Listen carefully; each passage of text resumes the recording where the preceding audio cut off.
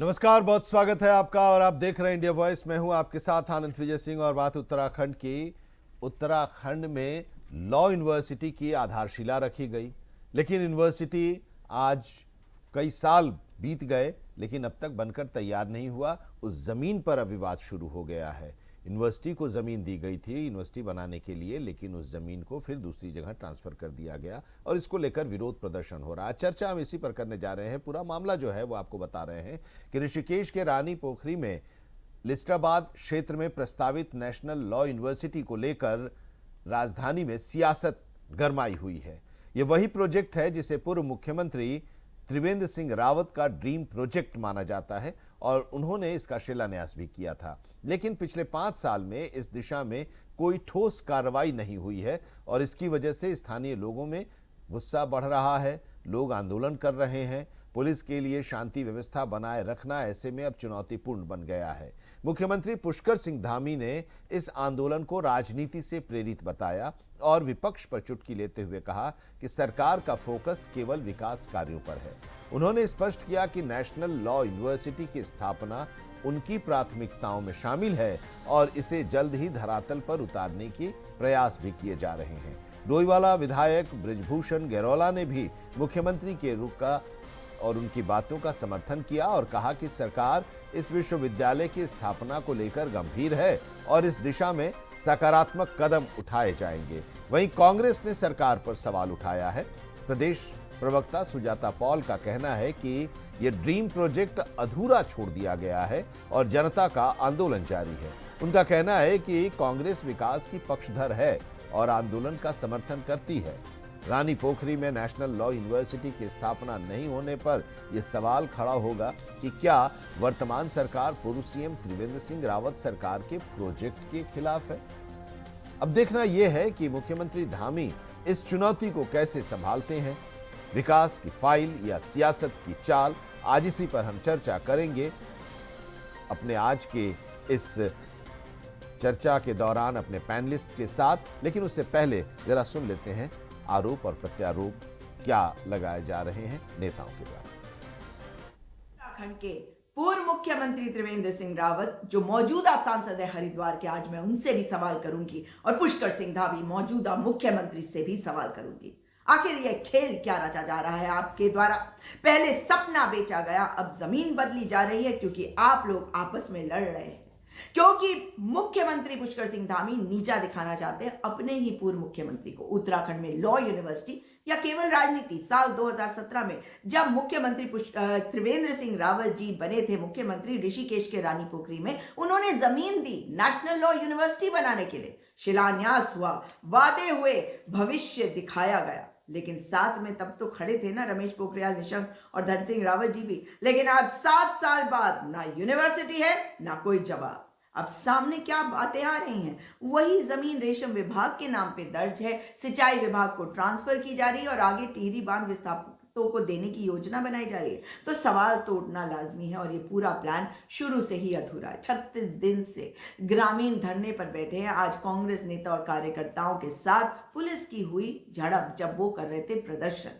भारी पुलिस पहुंची, टकराव हुआ, ब्लॉक प्रमुख गौरव सिंह और कांग्रेस जिलाध्यक्ष मोहित उनियाल को गिरफ्तार कर लिया गया। तो मेरा पहला सवाल है मुख्यमंत्री रहे त्रिवेंद्र सिंह रावत जी से। बिल्कुल निश्चित तौर पर कल आप सब लोगों ने देखा कि जब वहां पर मैं भी मौके पे गया था, वहां पर कुछ लोग हमारे थे, वहां पर आंदोलन कर रहे थे, तो हमने भी उन्हें कहा था, आश्वासन किया था कि देखिए हमारी लॉ यूनिवर्सिटी जो हमारी है 2019 में, जिसका तत्कालीन मुख्यमंत्री आदरणीय त्रिवेंद्र जी ने जिसका भूमि पूजन किया है और इसका शासनादेश भी हुआ है और कैबिनेट से इसका निर्णय हुआ था, तो इस पे हम कहीं ना कहीं सकारात्मक हम इसका वो निकालेंगे। और ये निश्चित तो ये भी मैं समझता हूँ कि हमारे जो सौंग बांध से विस्थापित लोग वो है, चाहे बांध के विस्थापित लोग, तो वो भी हमारी प्राथमिकता, वो भी हमारे भाई लोग हैं, उनको भी हम जमीन की व्यवस्था उनके लिए भी होनी चाहिए। लेकिन जो ये जो लॉ यूनिवर्सिटी के लिए जो जमीन का है, तो हमने माननीय मुख्यमंत्री से अनुरोध किया है और उन्होंने इस पे तत्काल उन्होंने इस पे निर्णय भी दिया। अभी आपने भी उनसे सवाल पूछा था तो उन्होंने भी जवाब दिया कि बिल्कुल निश्चित तौर पर हम यहाँ पर इसका लॉ यूनिवर्सिटी के लिए हम यहाँ पर प्रतिबद्ध है और इसको बनवाएंगे। और साथ में हम लोग ये जो इसका मैं जब माननीय ने अपने सचिव कमिश्नर गढ़वाल श्री विनय शंकर पांडे जी से भी इस संबंध में कहा कि सारा विषय उनके सामने बताया और मुझे कहा कि आप उनके साथ मीटिंग करिए। तो मैं कल तत्काल मुख्यमंत्री से मिलने के बाद मैं कमिश्नर और गढ़वाल जो हमारे मुख्यमंत्री जी के सचिव हैं पांडे जी से मिला और उनसे अपनी मीटिंग हुई और सारे विषय को लेकर के एक बिंदु वाइज हमने उनको हर चीजों से अवगत कराया और उनका भी उनका था कि इसको हम लोग अवश्य इसको हम यहाँ पे खुलवाएंगे। और क्योंकि उन्हें देखा, कागजे भी देखे, आप लोगों ने देखा कि मैं तो दो बार इसको हाउस में भी लेके आया था, सदन में भी मैं यहाँ पर हमारे विधायक जी ने कल मुझे अवगत कराया था कि कहीं पर भी जो है यहाँ पर हमारे जो टेहरी विस्थापित हैं, जो बांध विस्थापित हैं, सभी लोग हैं और उनकी भी प्राथमिकताएं हैं, लेकिन विश्वविद्यालय बनना चाहिए, वो हमारी प्राथमिकता में हमारी सरकार ने पहले से तय किया हुआ है। तो उस दिशा में हम लोग ठोस कदम उठाएंगे। हम लोग कोई फैब्रिकेटेड बातें नहीं करते हैं, केवल जो है थोड़ी देर के लिए जो है केवल सस्ती लोकप्रियता पाने के लिए कुछ समय के लिए हम कोई काम नहीं करने वाले हैं। हम ठोस काम करेंगे और माननीय विधायक जी ने उसको आश्वस्त किया है। बिल्कुल हम लोग उसका अच्छा रास्ता निकालेंगे, बेहतर समाधान निकालेंगे। बेहतर समाधान निकालेंगे। मुख्यमंत्री पुष्कर सिंह धामी ये कह रहे हैं 5 साल से ज़्यादा का वक्त हो गया है, ज़मीन अलॉट किया गया नेशनल लॉ यूनिवर्सिटी के लिए, लेकिन बाद में उस ज़मीन को ट्रांसफ़र कर दिया गया सौंग बांध परियोजना के प्रभावितों को। तब सवाल ये है कि क्या सरकार ये नहीं जानती थी, तब की सरकार जिसने इस ज़मीन को अलॉट किया और वहाँ पर शिलान्यास किया नेशनल लॉ यूनिवर्सिटी का कि ये ज़मीन प्रभावितों को देनी है, ये क्या उनको जानकारी नहीं थी? और सरकार भारतीय जनता पार्टी की तब भी थी और सरकार भारतीय जनता पार्टी की आज भी है। तो अब इसके पीछे की वजह क्या है, क्यों देर हो रही है? अगर ठीक है वो ज़मीन वहाँ दे दी गई तो फिर दूसरी ज़मीन क्या अलॉट हो गई और नेशनल लॉ यूनिवर्सिटी बन जानी चाहिए थी। अगर बन गई होती तो एक बैच तो अब तक निकल गया होता। हमारे साथ चर्चा के लिए इस वक्त आशीष सैनी जी प्रदेश प्रवक्ता कांग्रेस के जुड़े हुए हैं, भारतीय जनता पार्टी के भी प्रवक्ता हमारे साथ जुड़ेंगे और उनसे भी हम इस परिस्थिति के बारे में जानने की कोशिश करेंगे, समझने की कोशिश करेंगे। आशीष जी बहुत स्वागत है आपका। पहले जरा आपको बताइए, आपको क्या लग रहा है, सरकार को क्या इस बारे में जानकारी नहीं थी? तत्कालीन सरकार को क्या इस बारे में जानकारी नहीं थी कि जिस ज़मीन को हम नेशनल लॉ यूनिवर्सिटी के लिए अलॉट कर रहे हैं, शिलान्यास जहां पर कर रहे हैं, उस ज़मीन को लेकर किसी दूसरी परियोजना में दी जानी है, प्रभावितों को दी जानी है, या ये सब जानते हुए चुनावी लाभ लेने के लिए आनन फानन में ये फैसला लिया गया या घोषणा की गई, शिलान्यास किया गया? देखिए, जो बांध विस्थापित हैं उनके लिए जो जमीनें आवंटित करने की बात चल रही है, वो जमीनें जो आवंटित की गई हैं वो अलग अलग श्रेणियों में है। जैसे जो जमीन टेहरी विस्थापितों को मिलनी है वो टेहरी विस्थापित के पास जाएगी और उसी में नेशनल लॉ यूनिवर्सिटी बनाने का प्रावधान तत्कालीन मुख्यमंत्री द्वारा किया गया। लेकिन तत्कालीन मुख्यमंत्री ने सपने में भी ये नहीं सोचा होगा कि वो कभी मुख्यमंत्री नहीं रहेंगे और उनके बाद जो मुख्यमंत्री बनेगा उनकी नजर जमीनों पर होगी। यूजेबीएनएल की 3600 बीघा जमीन और उसके बाद तमाम जगहों पर अनेक विभागों की जमीन को दूसरे विभाग में ट्रांसफर करना और उस जमीन को खुर्द-बुर्द करने का प्रयास करना, ये निश्चित रूप से दिखाता है कि ये सरकार एक भूमाफिया के रूप में काम कर रही है। इन्हें इतनी भी एहसास नहीं है कि नेशनल लॉ यूनिवर्सिटी खुलने के बाद पूरे हिंदुस्तान में उत्तराखंड का नाम अगर किसी एक विशेष क्षेत्र में, लॉ के क्षेत्र में लिया जाएगा और आएगा तो इनको अच्छी इनकी उपलब्धि है, लेकिन उस उपलब्धि को कमजोर करके आप केवल माफियावाद यानी जमीन को बेचना है, खुर्द-बुर्द करना है। आज ये टेहरी विस्थापितों के नाम ट्रांसफर कर रहे हैं, कल को इसी जमीन को टेहरी विस्थापितों के नाम ट्रांसफर करने के बाद उनसे औने पौने दाम पर एक खरीद लेंगे, औने पौने दाम पर उसको खरीदने का भी काम करेंगे। तो आप समझ लीजिए कि कितना गंभीर मामला है। ये सरकार स्वयं भू माफिया बनकर काम कर रही है, जिन्हें ना तो नेशनल लॉ यूनिवर्सिटी से मतलब है, न बांध विस्थापितों से मतलब है। ये चाहते हैं कि ये कीमती जमीनें बांध विस्थापित को ट्रांसफर करके उनसे खरीद ली जाए। ये ऐसा ही काम है पथरी में भी और जगहों पर भी कर चुके हैं। आज भी बांध विस्थापितों के नाम पर जिस तरीके से जमीनों को खुर्द-बुर्द करने का काम किया जा रहा है, ये बड़ा गंभीर विषय है। और उत्तराखंड में जो 12,000 एकड़ जमीन इन्होंने खाली कराई है, जिसका दावा मुख्यमंत्री जी हर चौक चौपाल पर, हर मीटिंग में, हर बैठक में और हर भाषण में कर रहे हैं, उस जमीन को आवंटित करने में क्या दिक्कत है? असलियत में यह है कि सरकार दिशाहीन भी है और भूमाफियाओं के इशारे पर जो सरकारी जमीनों को इधर उधर ट्रांसफर करके खरीदने और उनको खुर्द-बुर्द करने पर आमादा है। इन्होंने एक आपको सामने ध्यान हो, एक आपने मुस्लिम यूनिवर्सिटी का इन्होंने एक शगुफा उठा रखा है। हाँ। जहां भी इन्हें जमीन मिलती है वहीं मुस्लिम यूनिवर्सिटी की दुकान खोलते हैं और वहीं पर वो जमीन खरीद फरोख्त कर लेते हैं। देखिए, तो मुस्लिम आप यूनिवर्सिटी जो वाला तो जमीन मामला वहां था, पर, आप लोगों से जुड़ा हुआ था देहरादून ना, के आपके पास थी, IMA के पास, जिसमें आपत्ति दिखाई गई थी। आशीष जी, आज वो जमीन आप लोगों ने अलॉट की थी ना, मुस्लिम यूनिवर्सिटी वाली? नहीं, वो अलॉटमेंट नहीं थी, वो परचेज की गई थी एजुकेशन के लिए। एजुकेशन कार्य के लिए जमीन परचेज की गई है, खरीदी गई है। IMA के उसको बार बार पीछे ही की, हाँ। अलॉटमेंट बोल रहे हैं, तो उसका मतलब इनकी नीयत साफ दिखाई दे रही है।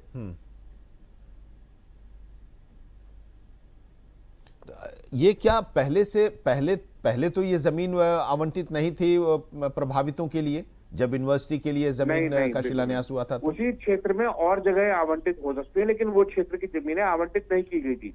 रानी पोखरी से लेकर ऋषिकेश के जो क्षेत्र है, बहुत सारा क्षेत्र वन क्षेत्र में आता है। वन क्षेत्र के अतिरिक्त जितनी भी भूमि है, उसमें कुछ जमीनें आपने देखा होगा जहां भी विवाद हुआ है, जो 3 कॉलोनियों का, वो भी इसी श्रेणी में शामिल था। तो आप समझ सकते हैं कि जो सरकार की नजर है, उसमें भी मैंने आपको बताया था, आपकी चैनल पर डिबेट थी, कि राष्ट्रीय स्तर पर वन क्षेत्र की D ग्रेड नोटिफाइड जमीन उसको प्राइवेट पार्टी को दिए जाने का प्रावधान किया जा रहा है, जबकि वो वन अधिनियम 2005 के अंतर्गत प्रतिबंधित की गई है। यदि ये इतना बड़े काम को भी ये खुद करने पर तैयार है, तो इसका मतलब लगा लो कि स्थिति कितनी गंभीर है। ठीक है, मथुरादत्त जोशी जी भी हमारे साथ जुड़ गए, भारतीय जनता पार्टी के प्रदेश प्रवक्ता और सीनियर लीडर हैं बीजेपी के, हमारे साथ जुड़े हैं। बहुत स्वागत है सर आपका। हम लोग चर्चा कर रहे हैं कि एक ड्रीम प्रोजेक्ट आप ही की पार्टी की सरकार थी और उस सरकार के मुखिया थे रावत साहब, त्रिवेंद्र सिंह रावत, और उन्होंने शिलान्यास किया नेशनल लॉ यूनिवर्सिटी के लिए। ज़मीन पर, जिस ज़मीन पर उन्होंने शिलान्यास किया, वहाँ पर आज तक 5 साल से ज़्यादा का वक्त गुजर गया, लेकिन वो यूनिवर्सिटी नहीं बनी। अब वो ज़मीन ट्रांसफ़र कर दी गई है सिंचाई विभाग को, और जो बांध परियोजना के जो प्रभावित हैं उनके लिए। ये क्या मतलब सरकार को पहले नहीं जानकारी थी, या जानबूझकर कुछ अंदर, क्योंकि कांग्रेस ये कह रही है कि अंदर कुछ सब कुछ ठीक नहीं है, ऑल इज वेल नहीं है भारतीय जनता पार्टी में, तो रावत साहब CM थे और आज धामी साहब हैं, और उनके जो ड्रीम प्रोजेक्ट है उसकी हवा निकाल रहे हैं। नहीं, ऐसा सही नहीं है।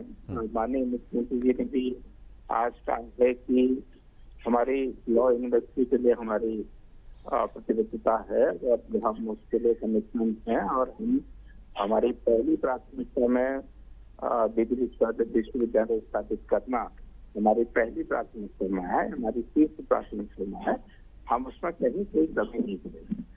अभी मेरे मित्र कह रहे थे कि जमीन को खुद पूर्त कर रहे हैं। अगर खुर्द करने की मनसा होती तो ये जमीन जो आप कह रहे हैं कि सिंचाई विभाग को अलॉट कर दी गई है, तो गवर्नमेंट को गवर्नमेंट अलॉट कैसे होगी गवर्नमेंट की जमीन को? अरे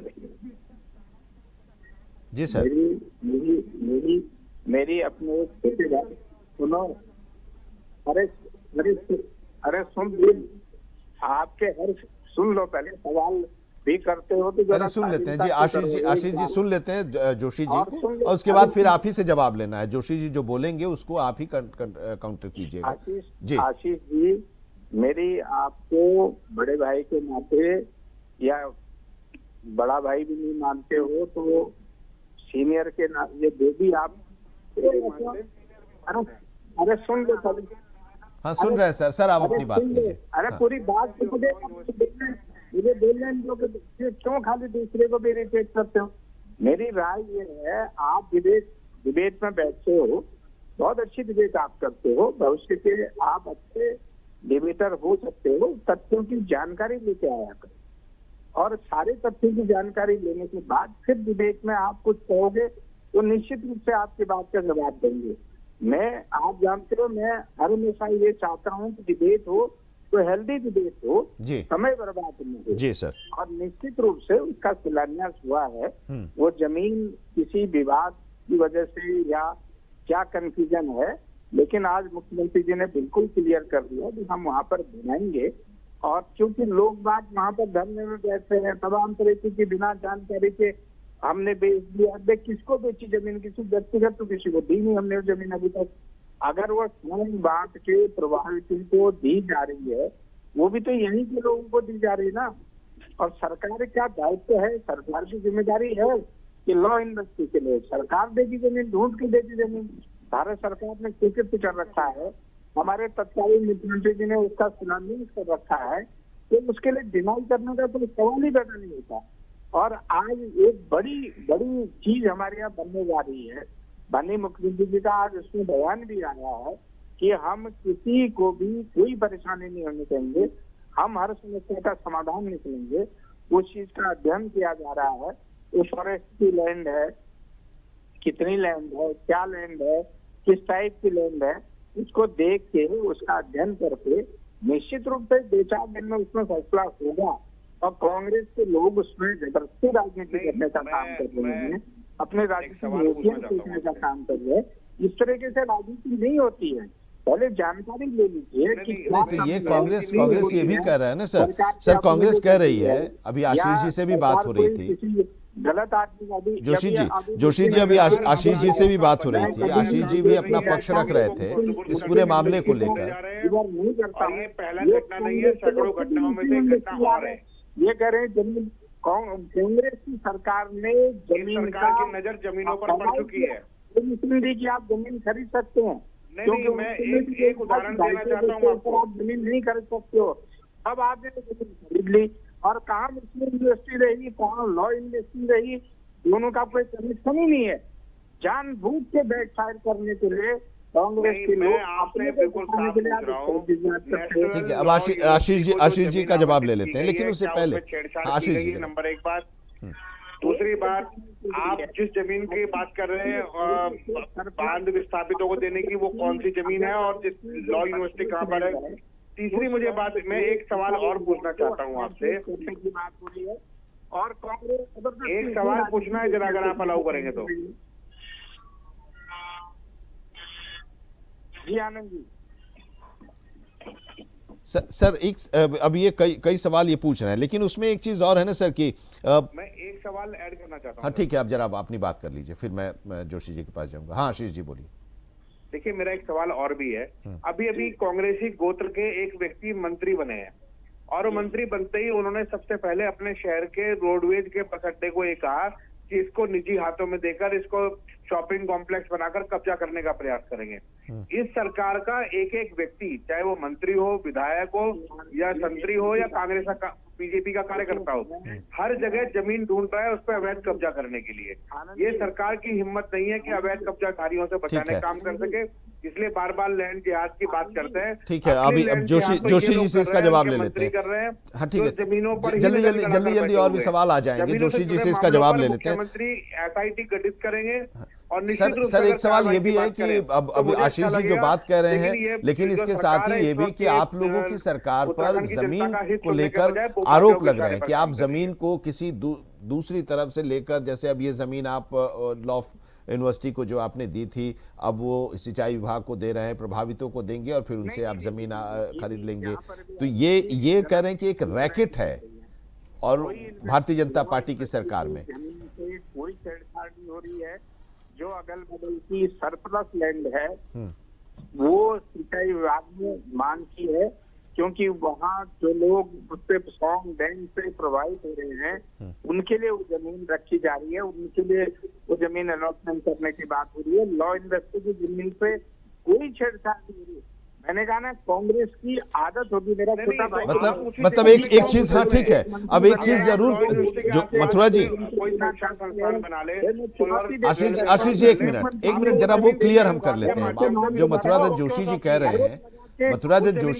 हैं, जरा उसको क्लियर कीजिए कि जहां पर शिलान्यास हुआ उसी आपकी नजर है पर आप विस्थापितों के नाम पर जमीन ट्रांसफर करके उस पर अवैध कब्जा करना चाहते हैं। सर आप दूसरे को भी, आप जोशी जी, दूसरे को भी, जोशी जी क्या जहां पर शिलान्यास हुआ है यूनिवर्सिटी का, वहीं पर वो लॉ यूनिवर्सिटी बनेगी, ये कंफर्म है? को लीज में देने की बात है, जरा बताइए। गलत बात करते हैं आप लोग। नहीं, मैं आपसे पूछ रहा हूँ, मैं तो आपसे जानकारी लेना चाह रहा हूँ कि जो लॉ यूनिवर्सिटी को जमीन आवंटित की गई थी उसको सिंचाई विभाग पसंद क्यों कर रहा है? सिंचाई विभाग को उसमें कौन सा पंख मिल गया मोर का, जो उन्हें वही जगह चाहिए? आपके कहने से नहीं मिलेगी जगह वहाँ। जोशी जी, जो तय सरकार करेगी, सरकार का काम नहीं, होता है अरे करना। सरकार तो लूट कर रही है, यही तो हमारा सवाल है। आप मुझे केवल ये बता दीजिए कि पुलिस वहाँ क्या कर रही है जो लोगों को वहाँ पे रोक रही है? खाली पड़ी जमीन पर झाड़ियां लगी हुई है, हम क्या लूट लेंगे वहाँ से जो आपने पुलिस खड़ी कर दी है वहाँ आंदोलनकारियों को दमन करने के लिए? पुलिस जा रही है, वो आप काहे के आंदोलन कर रही हैं आप मैं ये जबरदस्ती पूछ रहा कब्जा हूँ करने वाले को, सर, केवल बताइए, इतना संपत्ति कि को पुलिस फोन का करके क्या रोल है वहाँ पर? आशीष जी जरा मैं कुछ पूछ लूं। करने के लिए पुलिस का दुरुपयोग कर रहे हैं। आशीष जी एक मिनट, मथुरादत्त जोशी जी ये बताइए कि जिस जमीन पर शिलान्यास हुआ था, क्या उसी जमीन पर वहीं पर law university, national law university का निर्माण होगा, या अब कहीं दूसरी जगह आप लोग देख रहे हैं यूनिवर्सिटी के लिए? जो बात कहते हूँ आप जानते हैं, मैं बड़ी जिम्मेदारी के साथ कहता हूँ जी। मैं कभी न गलत आरोप लगाता हूँ, न गलत बयानबाजी करता हूँ, न मैं किसी को इरिटेट करता हूँ। मैं ये दोहरा रहा हूँ अपनी बात कि लॉ यूनिवर्सिटी की जमीन से कोई छेड़छाड़ नहीं की जा रही है। माननीय मुख्यमंत्री जी का आज ही इसी में बयान आया है कि हम लॉ यूनिवर्सिटी बनाना हमारे पहली प्राथमिकता में है। हम लॉ यूनिवर्सिटी वहीं बनाएंगे और उसी स्थान पर तो फिर देर क्यों हो गई सर? सर अब इसके बाद सवाल अब एक ये है ना कि 5 साल से ऊपर हो गया करने की बात कर रहे हैं। सर 5 साल से ऊपर हो गया, यूनिवर्सिटी अगर बन जाती तो एक बैच अब तक निकल चुका होता। निश्चित रूप से मैं उसकी कोई, जैसे वन भूमि के हस्तांतरण में बहुत समय लगता है, आप बताइए ना, तो 5 साल पहले मैंने भी रोड स्वीकृति कराई थी, हम अभी तक नहीं कर पाए। भारत सरकार तक मामला जाता है, कहीं कहीं कोई दिक्कत है उसमें, क्योंकि वन भूमि का हस्तांतरण होगा, फिर बनेगी, फिर आएगा, उसके बाद उसमें प्रोसीडिंग आगे की चलेगी, निर्माण कार्य।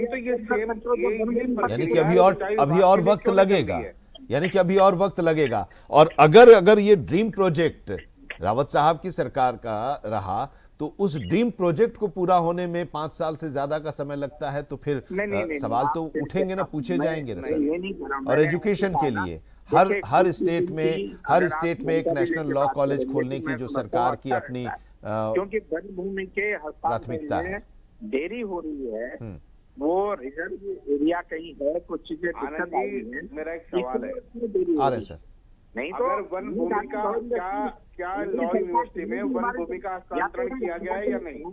या तो हम कांग्रेस, तो ये वन भूमि की जमीन पर सिंचाई विभाग क्या करने जा रहा है? हमको कहते ये कह रहे पुलिस आ रही है भाई। आप ठीक है, आशीष जी कुछ बोलो। आशीष जी हाँ बता दीजिए ना। आशीष जी अगर वो जमीन वन भूमि की है तो वो ट्रांसफर हो ही नहीं सकती, यानी यूनिवर्सिटी बनाने का सपना झूठा बेचा गया। और अगर वहाँ पे जमीन सिंचाई विभाग मांग रहा है तो सिंचाई विभाग किस हैसियत से मांग रहा है, कौन सी कैपेसिटी है जो उसको निर्धारित करेंगे आप वन भूमि? ठीक है जोशी जी, दूसरी तरफ आप ऋषिकेश की 3 कॉलोनियों में बुलडोजर लेकर खड़े हैं। अब इसको पहले क्लियर कर लेते हैं, इसको पहले क्लियर कर लेते हैं कि वन विभाग की जमीन है तो फिर दिक्कत तो होगी ही सर।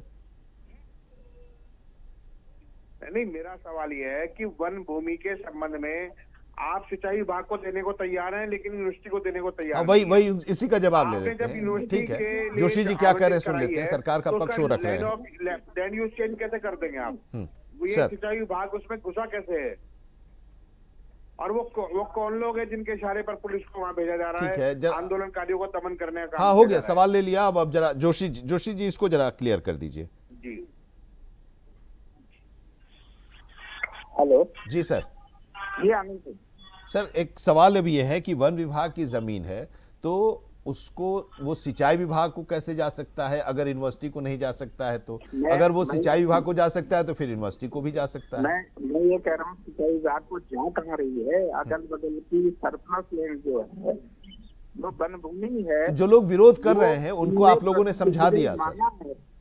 मांगा है, प्रपोजल किया है उन्होंने, न सरकार ने उसको स्वीकृति अभी तक दी है, न सरकार ने जो प्रोसीडिंग वहाँ पे की है, न कलेक्टर वहाँ गए, न एसडीएम वहाँ गए हैं। ये एक तरीके का केवल राजनीतिक षड्यंत्र है और अपने राजनीतिक रुचियां सेकने के लिए कांग्रेस के लोग इस तरीके की हरकत कर रहे हैं। सरकार का कोई इरादा नहीं है उस जमीन को शिफ्ट करने का या दाएं बाएं देने का। लॉ यूनिवर्सिटी बनेगी, उसमें काम हो रहा है, बिल्कुल सही तरीके से बनेगी। कब तक बन जाएगी सर? हमारी सरकार उसके लिए प्रतिबद्ध है।